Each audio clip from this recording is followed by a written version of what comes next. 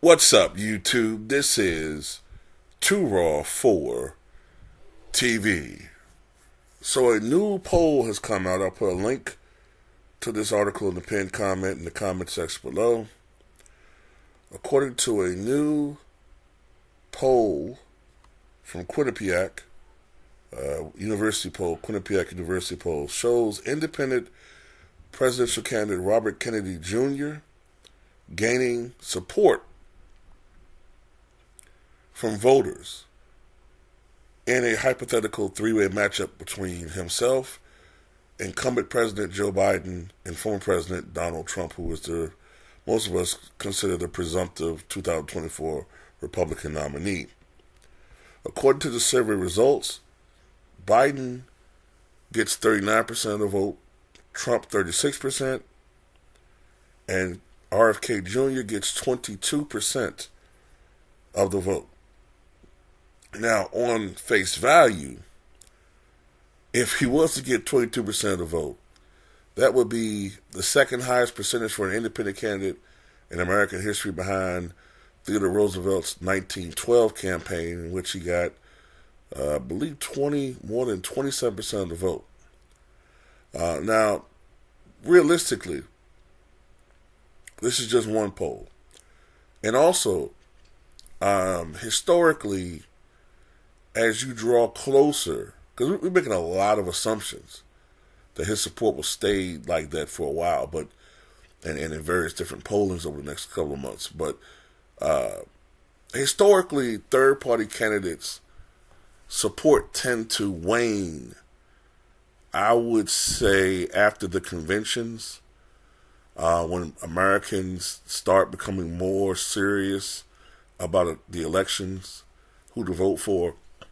And a lot of Americans simply are pressured to vote for one or two major parties because they get a feeling, or they get pressured into feeling like they're wasting their vote if they vote third party. So a lot of times, third party candidates sort of fall apart.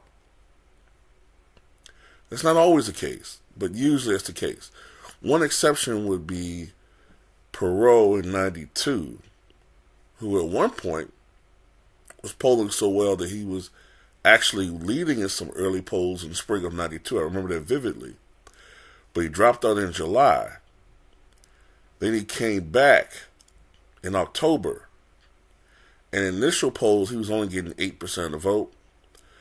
But by the time of Election Day, he was starting to poll around 14, 15%.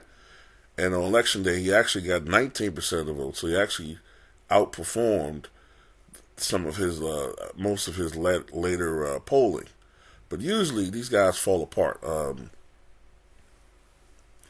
John Anderson, I remember in some early polling in spring 1980, was polling as high as 20%. George Wallace was polling as high as 21, 23% in early 1968. He was projected at one point to carry like 7 or 8 southern states, which would have probably denied a majority to either Humphrey or Nixon, who were the Democratic Republican nominees. There's various other elections. But look, this poll is indicating that RFK Jr. is drawing more support from former Trump voters than Biden voters. Now, I don't know how true that is. I don't know how true that is. But I look at it like this.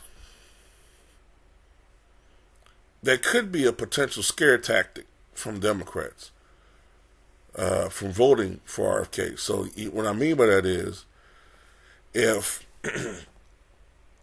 potential Democrats are looking to perhaps vote for RFK Jr., because we know RFK Jr. has spoken out in favor of reparations. Matter of fact, he actually has a plan for financial redistribution of wealth into not just black people, but black communities, businesses. Now, that could be something that's very intriguing to a lot of black voters, right? But if you come out in the poll and say, oh, well, he's drawing support from Trump supporters, then a lot of people be like, well, I can't vote for him. He's a racist Republican, which RFK Jr. is not. He's a moderate Democrat that actually has some views that are left of center, very left of center. He has some views that are a little bit right of center. You know what I mean? But the liberal media will put these things out there to discourage people from voting for anyone other than Biden. But then on the other hand, you could make an argument that now they're talking about RFK Jr. because polling is indicating that he might hurt Trump. So it's funny, when he was going for the Democratic nomination, they never talked about RFK Jr. because they didn't want him to hurt Biden, who was the status quo choice for rank and file Democrats. And as we know, the mainstream media tends to lean Democratic. So they had a lot of these people. They try to pretend like they're fair and balanced, but they have preferences. And they didn't want to talk about RFK Jr.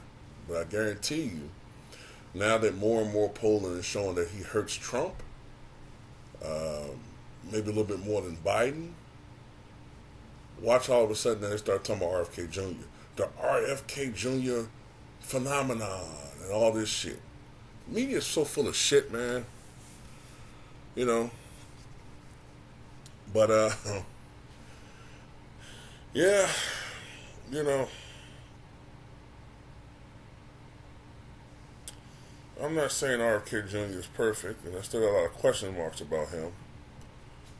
But anybody's better than these two dudes. I don't care if RFK Jr. sounds like goddamn Penfold off of Danger Mouse. I still prefer him over these two dudes, man. At least for right now. I'm giving him a good look. And I at least like what he's talking about. And it's good that you have a candidate that's out of the mainstream. Because, to be honest with you, any candidate that is pushed or given or endorsed by the mainstream is a status quo candidate that really doesn't have our best interests at heart. So that's all I got to say about it. Tell me what you guys think.